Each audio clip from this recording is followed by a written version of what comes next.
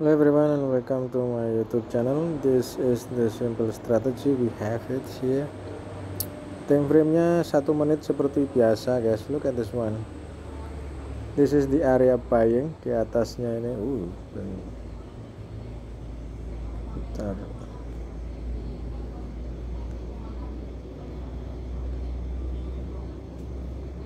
Terlalu besar. Oke, ini area buy di sini ya. Di sini ada area buy. Price continue not higher. Cloud juga sama. Secara time frame di sini ada area untuk ini adalah kalau kita melihat wave ya, mungkin bisa dibilang wave. Bicara tentang wave ya, otomatis ini satu biasanya rata-rata kalau Ichimoku itu di sini ada kalau cloudnya tebal seperti ini, area support yang cukup kuat untuk bisa continue not higher. Jadi bisa dari sini bisa continue not higher. Ini ada satu dengan area cloud ini yang cukup kuat. Rata-rata seperti itu. Berbeda kalau dia masuk break ya, mungkin dari arah ini, kemudian dia masuk seperti ini. Nah ini break di cloud yang tipis seperti ini sering terjadi seperti itu. Tapi kalau mengacu ini 73 ya, mengacu pada ini, rata-rata kalau mengacu pada ini Ichimoku model gini, biasanya yang sering terjadi adalah continue nada trend untuk continue up trendnya seperti itu. Mungkin di harga ini 2980 bisa saja di break oleh price ya, itu. Jadi kecenderungan price untuk mengebreak di sekarang 2973 ya, 2973 untuk bisa ngebreak di 2980 ini possibility-nya cukup tinggi. Nah, seperti ini ada satu area yang tebal sekali ini. Saya melihat ini cukup tebal. Ini sinyal yang cukup kuat untuk bisa uptrend di XAU. Simple strateginya ini, walaupun pakai 1 menit guys, 1 menit ya. Ini kita buy di harga ini.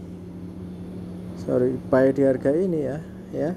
Di 2949.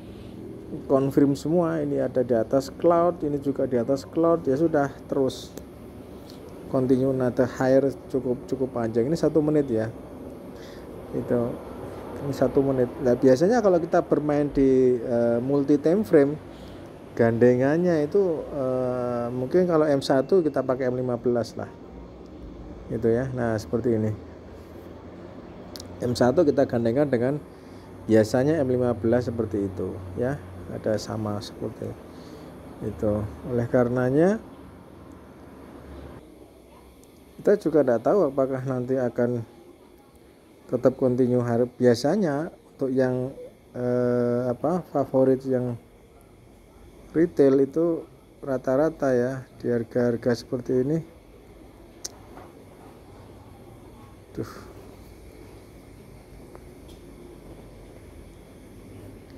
Untuk yang trader retail itu rata-rata di harga-harga seperti ini, harga rawan untuk bisa selling. Itu expectednya di harga seperti ini,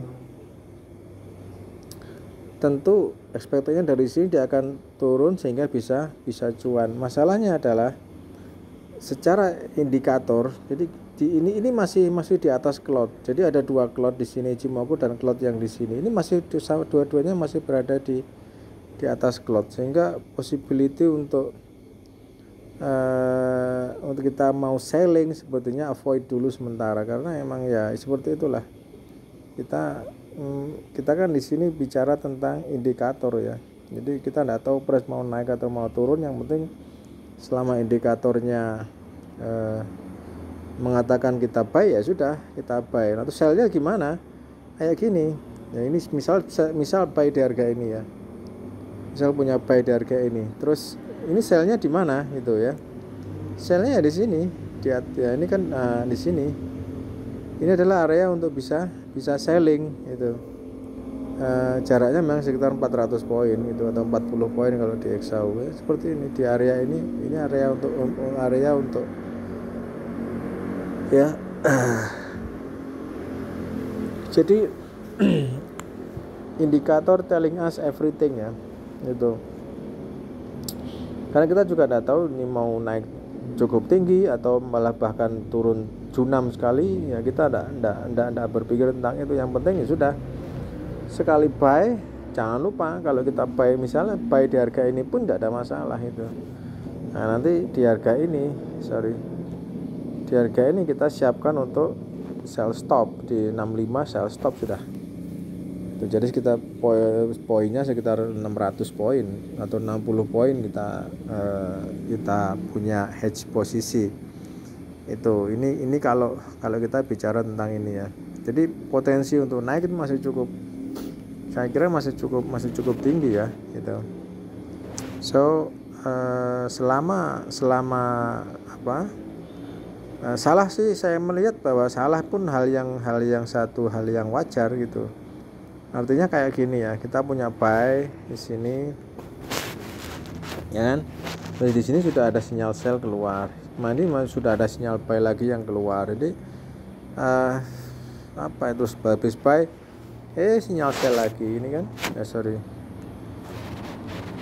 Jadi habis ini ada sinyal sell, buy, terus kemudian sell lagi, ya kan? Terus ternyata buy yang cukup panjang. Makanya multi time frame itu kadang juga perlu dan penting juga, sehingga kita akan melihat dengan multi time frame ini, kita melihat bahwa potensi buy sell kita berada di area yang mana, apakah berada di area yang buy atau masih berada di area yang sell. Jadi kalau mau pakai yang area, teman-teman pakai area untuk buy ya, kita tunggu. Kalau ada harga turun seperti ini, kita tunggu nanti di area buy itu. Oke, turun seperti ini kita tunggu di area buy. Menggunakan Ichimoku atau menggunakan indikator seperti ini, swing arm ini lebih ke arah kita sabar menunggu ya, menunggu di momen yang sekiranya pas bagi kita untuk bisa buying and selling lah gitu ya. Jadi terkadang harus kalau sudah tren memang enaknya ya gitu, seperti ini tren ya sudah kita mainkan saja kalau sudah tren kayak gini itu. Sehingga saya sendiri juga terkadang melihatnya seperti itu ya, potensi buy sell ya. Kalau Exau saya biasanya bermain di kadang M1, M3 atau bahkan di M5 itu, sering-seringnya seperti itu. Untuk trennya ya saya melihatnya karena di H1 itu sudah saya melihat area tren di area itu. Ini GBP JPY dia masih turun cukup tinggi ya, cukup dalam ya itu. Jadi dia break di area ini ya, sini dia break, ada buy ada sell. Ini sudah kita bicara ini kan. Nah kan, buy kemudian sell, buy lagi ya di sini, sini buy, sell, buy, kemudian sell lagi, buy lagi, kemudian setelahnya adalah sell. Jadi kita punya, kalau kita di M1 otomatis ya kita akan sering buy sell kayak gitu ya. Walaupun sebetulnya jaraknya juga nggak terlalu jauh.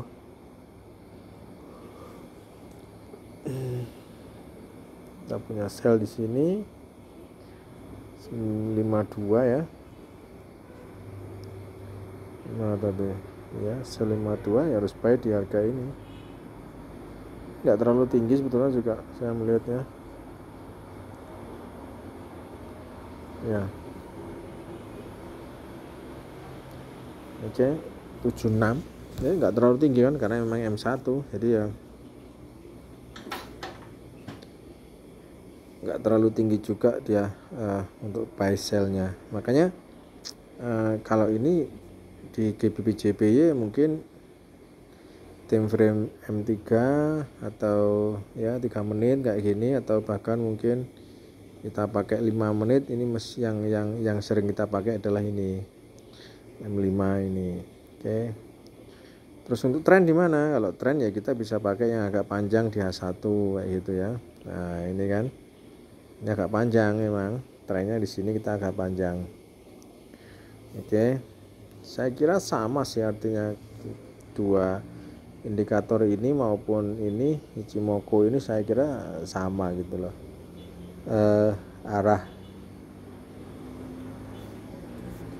Arah break price-nya pun sepertinya juga sama gitu. Itu cuman enaknya yang di sini kita bisa melihat kalau kita mau buy di harga ini, kita punya area untuk locking di sini ya kan. Di sini 200 poin otomatis karena ini H1 kan. Itu walaupun price-nya kita juga 174 dapatnya. Itu. Ini kalau pakai H1. Kalau mau pakai M5 ya seperti saya sampaikan tadi, misal di sini kita selling ya, di harga ini selling, maka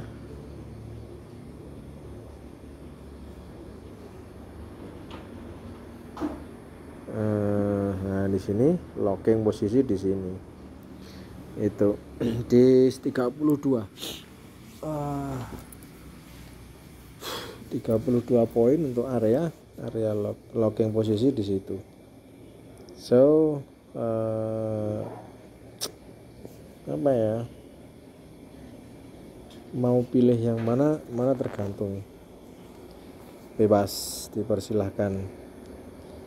Tapi kalau kita fokus di satu pair ya kan, 174 sekarang, kita fokus di satu pair ya, ini lebih enak. Salah, tidak ada masalah guys, salah tidak ada masalah.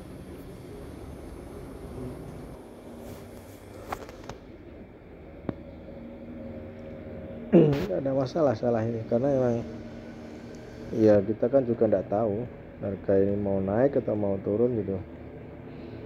Yang jelas potensi buy sell dengan indikator ini saya melihat cukup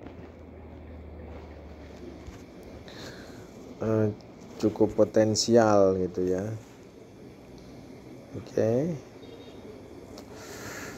So ini memang indikator favorit ini bagi saya. Ini adalah indikator favorit yang kita bisa pakai untuk bisa ini apa, alat bantu untuk bisa membantu kita buying and selling kan gitu ya.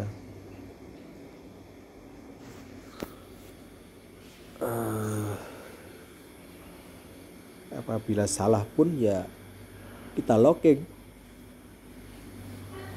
nanti di area tertentu, nanti akan kita buka untuk lockingnya gitu. Oke.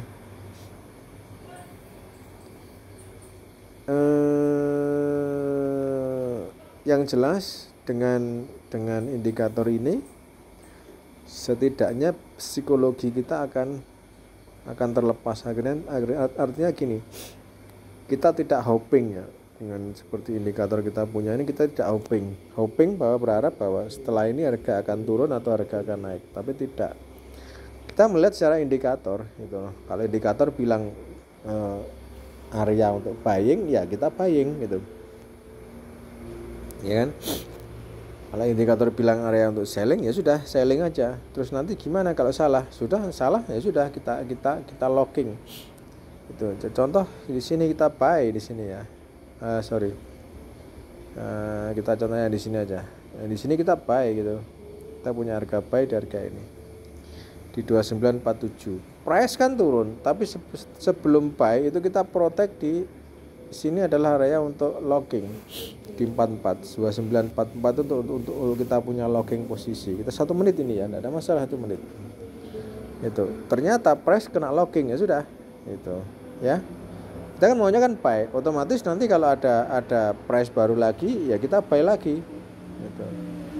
Kayak gini, kayak harga ini ya kita buy lagi tetap di harga ini. Nah ini lockingnya yang ketiga, ini lockingnya lagi di sini 39 ya. Jadi memang agak panjang 700 poin ya. Nah, ya kan kena kan. Nah, ketika price-nya dia naik seperti ini, otomatis ini kita geser naik seperti ini. Nah, 40. Oke, karena kita maunya kan buy aja. Sudah. Nah, kayak gini.